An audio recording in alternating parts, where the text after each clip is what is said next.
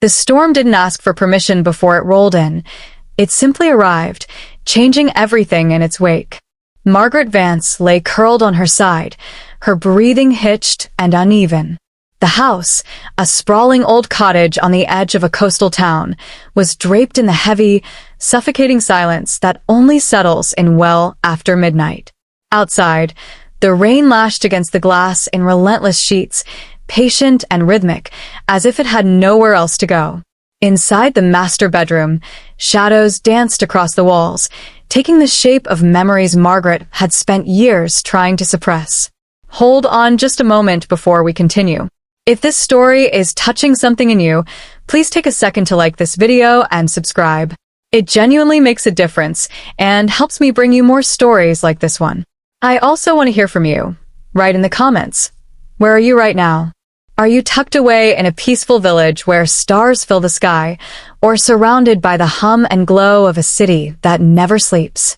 She was dreaming again. In the dream, she was standing on a pier, the air sharp with salt and cold spray. A man stood just a few feet away. He was tall, his silhouette familiar in a way that made her heart ache.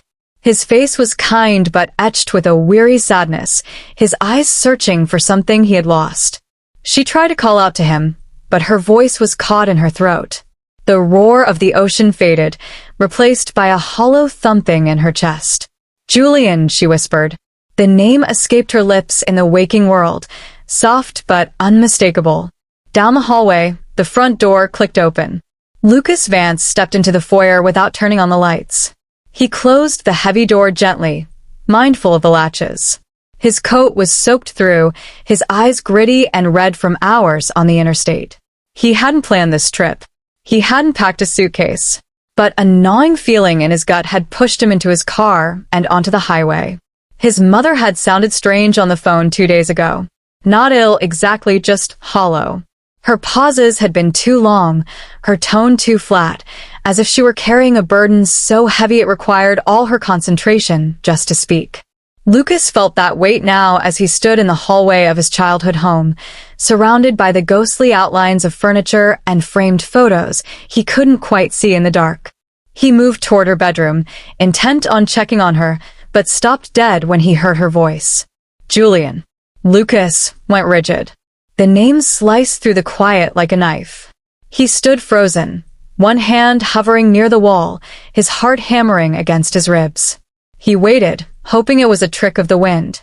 Margaret shifted in her bed, her brow furrowed, and her lips parted as if pleading with a ghost standing at the foot of her bed. "I'm sorry," she murmured, the words laced with pain. "I never wanted to let go." Lucas's throat went dry. Julian was not his father. His father's name had been Arthur. Lucas had grown up hearing stories of Arthur, stories told with reverence and a respectful, finalized grief.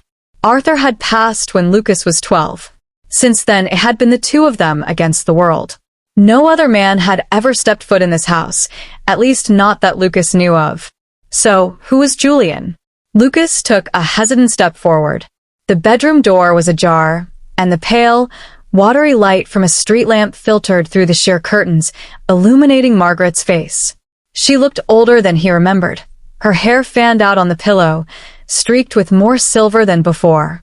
In sleep, her defenses were down, and she looked shattered. A single tear escaped her closed eyelid, tracking a slow path into her hairline. Lucas felt a twisting knot in his stomach. He had seen his mother cry at funerals, but never like this. Never with this desperation, calling out to a stranger who had no place in their shared timeline. Without thinking, he leaned into the room. The nightstand was cluttered with the usual ephemera, a reading lamp, a glass of water, a pair of reading glasses. But beneath the glasses, half tucked under a book, was the corner of a photograph. Lucas reached for it. He knew he shouldn't.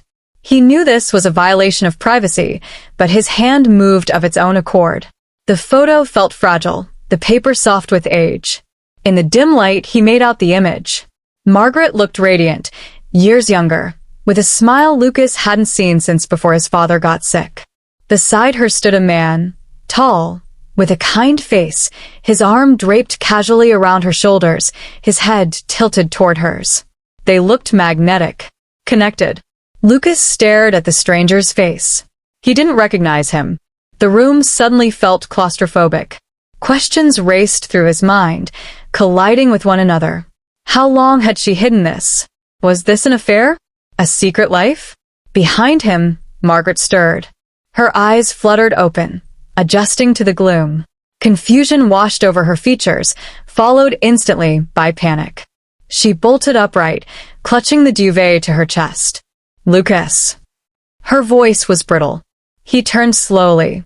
They stared at each other, suspended in the moment. The photograph was still in his hand. Margaret's breath hitched. Her gaze dropped to the photo, then she squeezed her eyes shut, looking like someone bracing for a blow.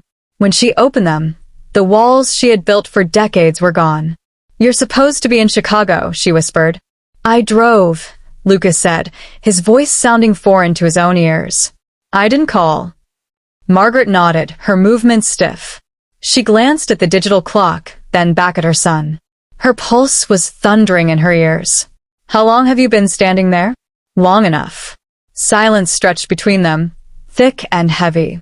The rain outside hammered harder against the glass, filling the void. Lucas lifted the photo. Who is he?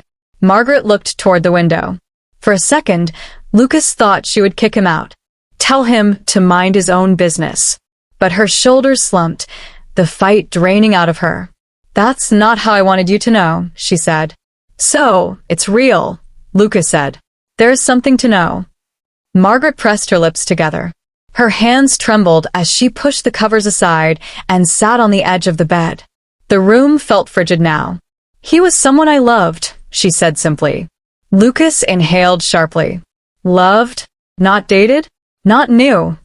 Loved. When? Margaret's eyes welled up, but she didn't let the tears fall. After your father died. A flood of conflicting emotions hit Lucas. Shock, confusion, and a strange, misplaced sense of betrayal. You never told me. I was terrified, she replied. I thought it would break you. Lucas shook his head. You thought lying would be better? Margaret met his gaze. In that moment, he didn't see his mother, the caretaker, the rock. He saw a woman who had been profoundly lonely.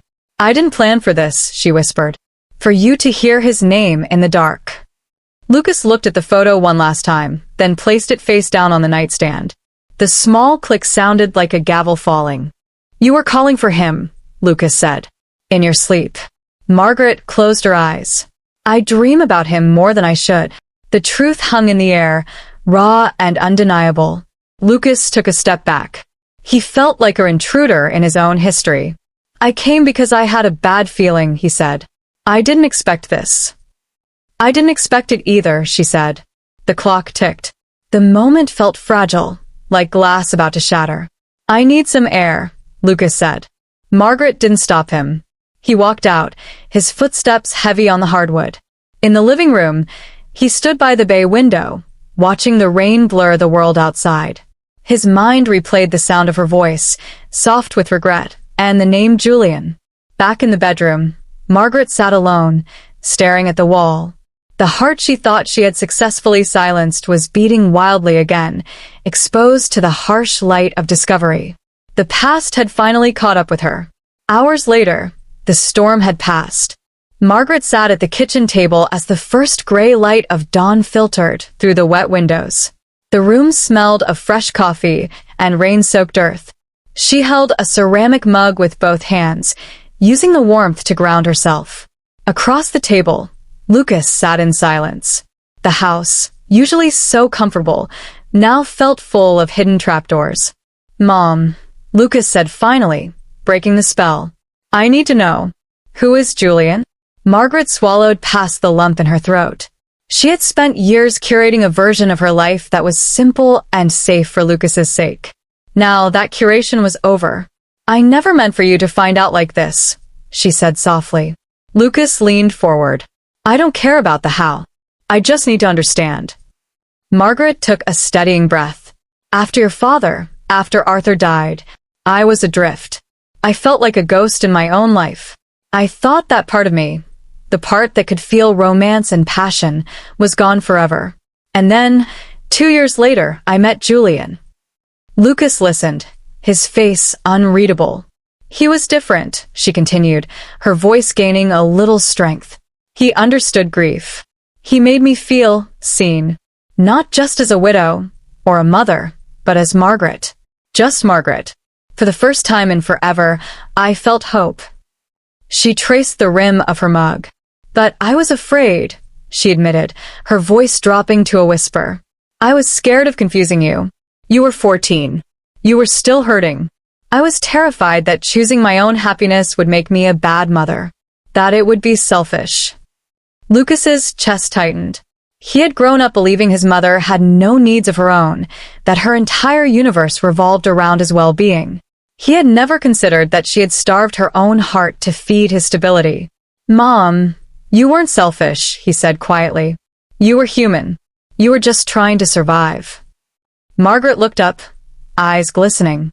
She saw Lucas clearly then, not as the boy she had protected, but as a man capable of complex empathy. I kept his letters, Margaret said abruptly. She reached into her robe pocket and pulled out a worn envelope. The handwriting was elegant, the ink faded to sepia. She placed it on the table. I never sent mine. I couldn't face him. I couldn't face myself. Lucas picked it up. It wasn't just paper. It was a physical artifact of his mother's sacrifice. He wanted me, Margaret said. And I wanted him. But I buried it. I buried him, and a huge part of myself, to keep your world simple. The words hung in the air. Lucas felt a profound sense of sorrow for the time she had lost. He set the letter down gently. Maybe it's time you stop hiding, Lucas said, his voice steady. He reached across the table and covered her hand with his. Do you think he's still out there? Margaret hesitated. I don't know. Maybe. But it doesn't matter if he is or isn't. Lucas interrupted gently. What matters is you, Mom. What you want now. Tears spilled over her cheeks, unbidden and freeing. You're right, she choked out. I've spent too long pretending that survival is the same thing as living. Lucas smiled, a genuine, warm expression that anchored her. Then don't let the past trap you anymore. You've earned this. You've earned the right to feel everything you denied yourself. Margaret squeezed his hand. The kitchen, bathed in the growing morning light, seemed to breathe a sigh of relief. The secret was out, and the sky hadn't fallen. Maybe I should write to him, Margaret said, the thought forming as she spoke. You should, Lucas said. I don't know what will happen, she admitted. But I want to say that I remember, and that I'm still here. Then do it. Don't wait. Margaret felt a flutter in her chest, a mix of anxiety and a wild, forgotten excitement. She looked at Lucas, grateful for his presence, for his unexpected arrival that had forced the lock on her heart. She stood up, walked to the counter, and retrieved a notepad and a pen.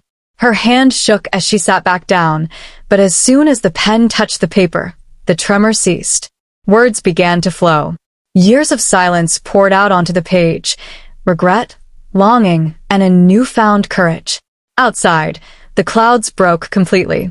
Sunlight flooded the wet garden, making the world look washed clean, glistening with the promise of a new beginning. Lucas stayed by her side, drinking his coffee, watching his mother step back into the light. She was writing her way out of the shadows. The secret was no longer a cage. It was a doorway. And for the first time in decades, Margaret Vance was walking through it. The house was quiet, but it was no longer empty. It was filled with anticipation. And as the sun climbed higher, Margaret knew that whatever happened next, whether Julian answered or not, she was finally free. She was finally ready to live.